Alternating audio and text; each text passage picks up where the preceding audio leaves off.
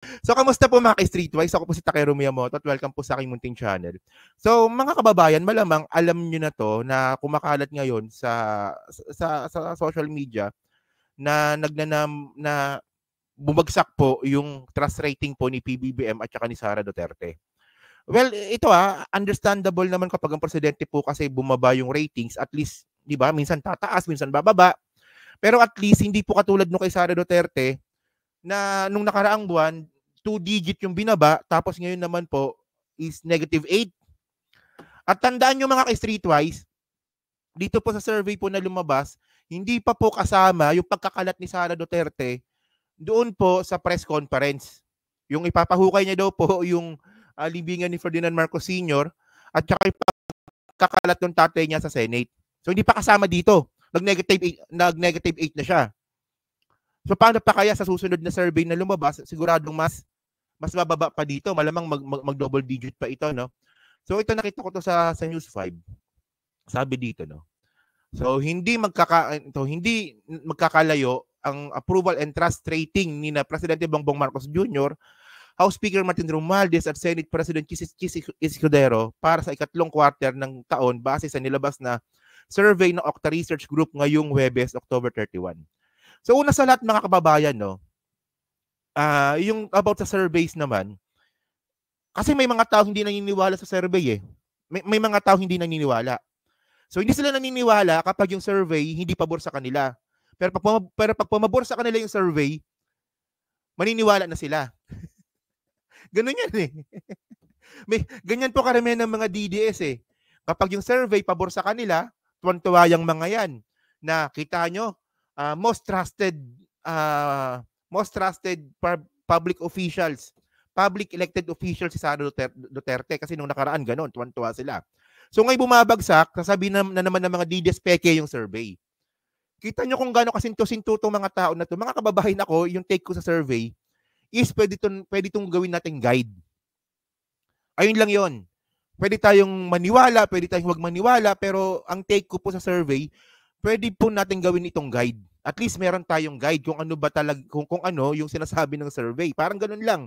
Oh. So ngayon, ang lumalabas ngayon, hindi na po si Sara Duterte yung most trusted elected public officials ngayon. At ang good news dito, si Martin mukhang umaangat.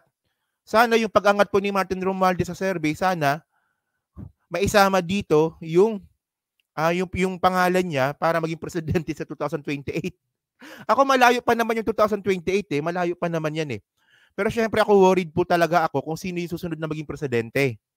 Kasi dalawa lang naman yung pwede nating choice dito eh. 'Di ba? So unang-una, ma-extend si PBBM. Pangalawa, 'di ba? Yung kung sino man yung itataas na kamay ni Presidente Bongbong Marcos, ayun ang mananalo.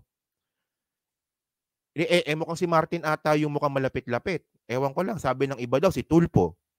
Pero it's very early to it's very early to say.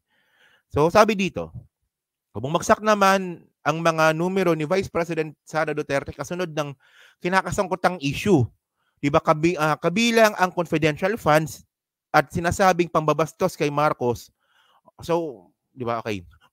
Bumaba ng 8% ang approval rating ni Duterte habang sumadsad ng 6% ang kanyang trust rating. So mataas ito.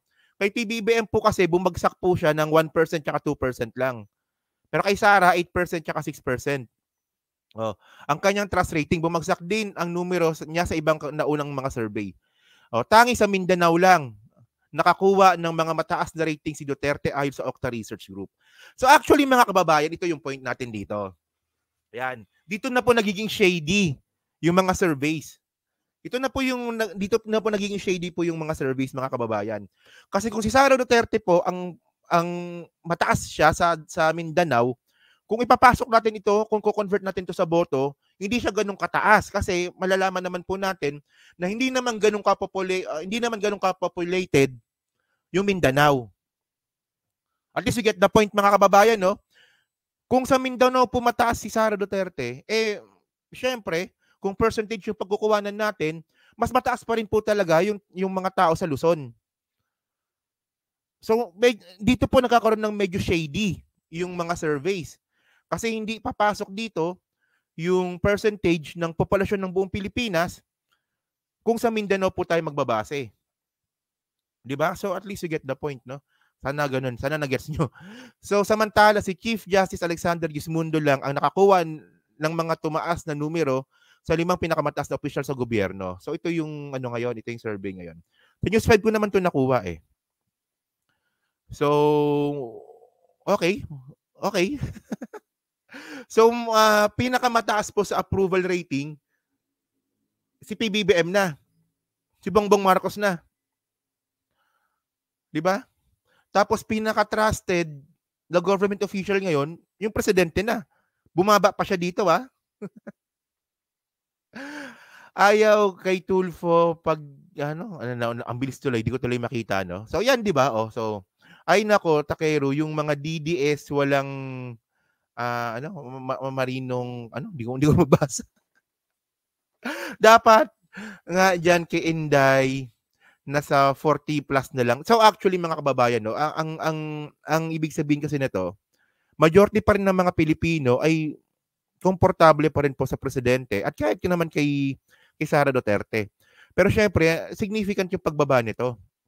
Well, si Martin, maganda yung pinapakita ni Martin, no.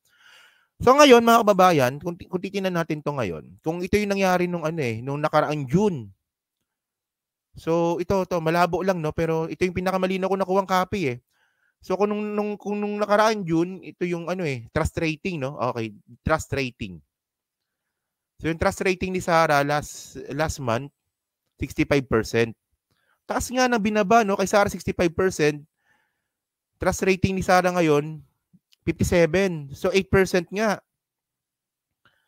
Mababa talaga, mababa. Okay. So thank you po Maria Cano, maraming salamat po, no? Maraming salamat. Okay. So ngayon, ito yung sinasabi ko ngayon dito. Ito lang. Dito po sa survey po na to, hindi pa po dito kasama kasi ito yung survey na to September 4 to September 7. So wala pa dito yung pagkakalat ni Sara Duterte sa presscon, yung pupugutan niya raw po ng ulo si PBBM, at wala pa dito yung pagkakalat ni Digong sa Senate. So wala pa dito. Okay. So ngayon, mga kababayan, alam nyo, no, kung i-connect natin to dito, ito yung napakagandang timing na ginagawa ngayon ng mga congressman eh. So sabi dito, no, impeachment of Vice President Sara Duterte needed before plunder Raps House Leader.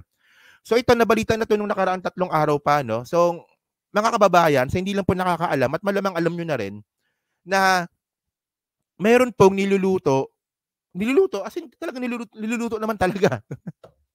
meron pong pagkilos para po ipa-impeach si Sara Duterte. At pag si Sara Duterte po na-impeach, doon na po papasok yung plunder case. So anong nito? Anong connection nito sa survey? Mga ka-streetwise, napaka-importante po talaga na habang bumababa yung trust rating ni Sara Duterte, ma-file po yung impeachment trial. 'Di ba? Tama, 'di ba? At least hindi na po tayo mahihirapan sa narrative. Para nangyari kay Erap dati. 'Di ba? Napagpasok na Erap, ang taas ng ang taas ng approval rating niya.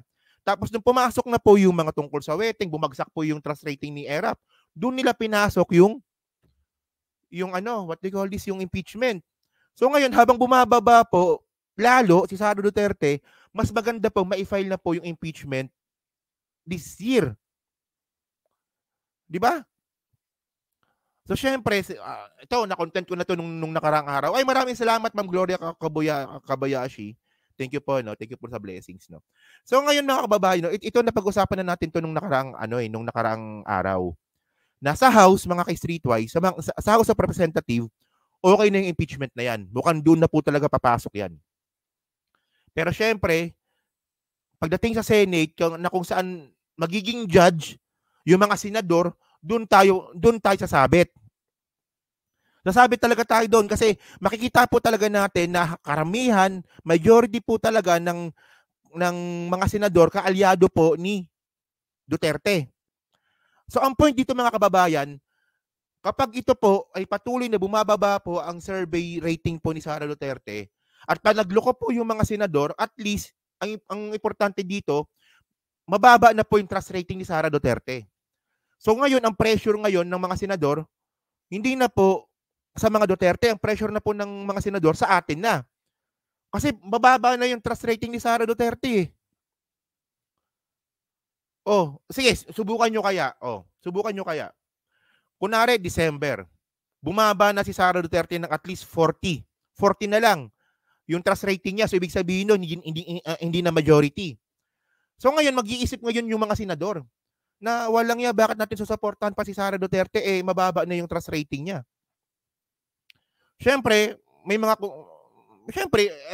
ang problema sa mga senador, national sila. Ang bumoboto po diyan mga national, buong Pilipinas. O di ba? So tagal naman ng impeachment, ganun talaga eh. Actually, ganun talaga. Actually, may mga nagrereklamo na bakit daw matagal. Kailangan talagang matagal ito kasi hindi talaga pwedeng mag-file ng impeachment trial nang walang ebidensya. Ito nasabi ko na to nung nakaraan eh. Na yung nirereklamo ni Sara Duterte ay nagpi-fishing daw po yung mga congressman. Nagpi-fishing daw. Alam niyo yung fishing, 'di ba? Yung namimingwit. Oo. Namimingwit lang daw yung mga congressman para ma-file po yung impeachment trial sa kanya. So actually sa akin, wala namang problema kung nagpi-fishing po yung mga yung mga congressman. Walang problema 'yon. Kasi kung wala naman talagang ginagawa na katarantaduhan at hindi makati yung kamay ni Sara Duterte, kahit na mag-fishing po habang buhay yung mga congressman na yan, wala po silang makikita. 'Di ba? Aharangin sa Senado, yan, maraming kakampi at lihim na kumakampi. Pero ang point dito, Mamami TV, kung mababa po yung trust rating po ni Sara Duterte sa survey, mag-iisip po yung mga senador. Kasi subukan yung suportahan kaya. Subukan kayo ng mga senador tama. Subukan kayo ng mga senador na suportahan ng isang vice president na bagsak na sa survey. Ewan ko lang kung hindi sila matakot sa rally sa EDSA. Hindi nga. Kasi alam niyo mga kababayan, mas mahirap po talaga na magpapa-impeachment trial ka tapos mataas pa yung trust rating ng vice president. Mahirap 'yun. Mahirap 'yun. Kasi walang pressure na walang pressure galing sa taong bayan sa mga senador. Kung mababa na po yung trust rating ni Sara Duterte, so mape-pressure pa yung mga senador natin. Subukan lang nilang protektahan yan si Sara Duterte kahit palpak na. Ewan ko lang kung hindi mag-rally sa EDSA ulit. O, di ba? So yan mga kababayan, no? So syempre, meron tayong impeachment. Tapos dito, meron dito ito yung sinasabi nila, yung reason of impeachment, no? Dalawa yung nakita nila eh. So yung safe houses, 16 million. 'Di ba? 16 million, 34 safe houses within 11 days. Gumasto si Sara Duterte ng safe houses in 11 days.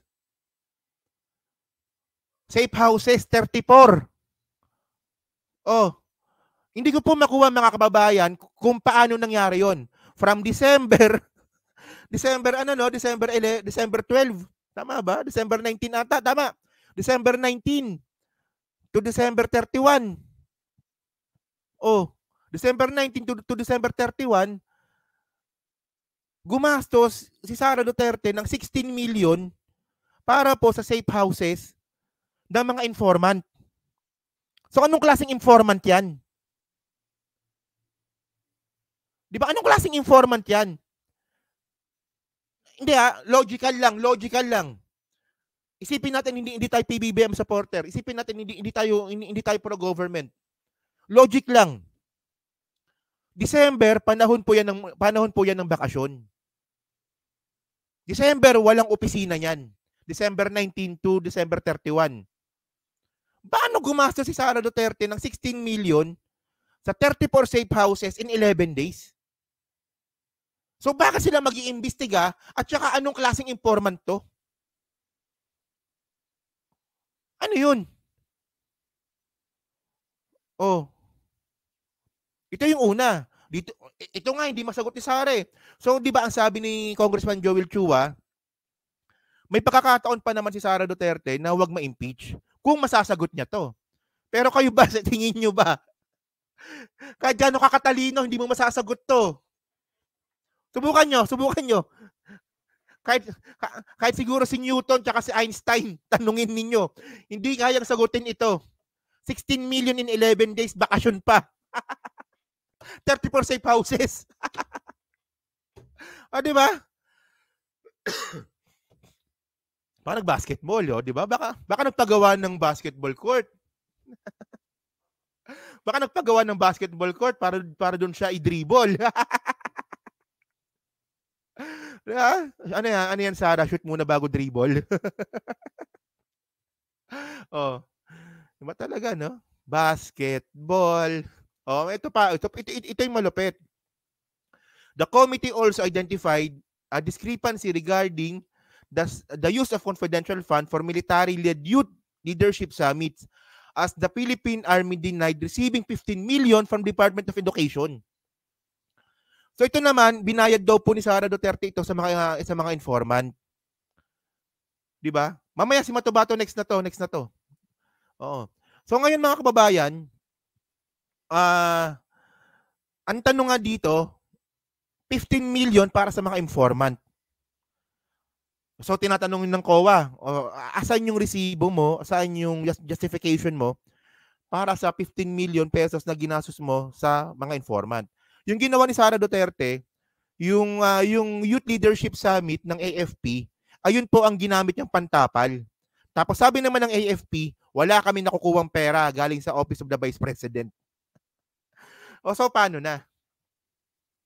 'Di ba? Asan si Matubato? Si Matubato ngayon pala nagtatago. Na-research ko kanina, nagtatago. So ito mga streetwise.